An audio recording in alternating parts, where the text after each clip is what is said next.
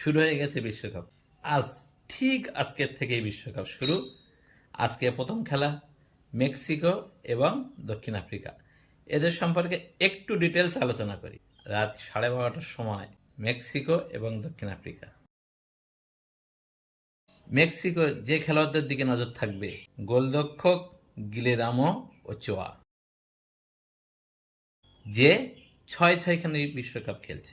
আর যার দিকে নজর থাকবে সে হচ্ছে ফরওয়ার্ড লাইনের রাহুল জিমেনেজ, যে ফুলহ্যাম ফুটবল টিমে খেলে, এবং রাহুল জিমেনেজ যে হচ্ছে মেক্সিকোর হয়ে 45 ম্যাচে 12 গোল করেছে।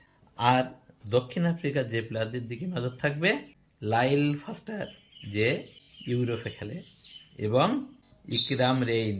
এই দুই স্ট্রাইকার, ইকরাম রেইন এবং লাইল ফাস্টার, মেক্সিকোর গোলকিপার ওচোয়াকে পরাস্ত করতে পারে কিনা সেটাই বেশি নজর থাকবে আমাদের কাছে। তাহলে আজকে মেক্সিকো এবং দক্ষিণ আফ্রিকার মধ্যে খেলাটি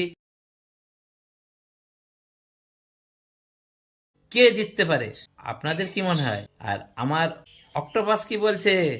মেক্সিকো, মেক্সিকো, মেক্সিকো।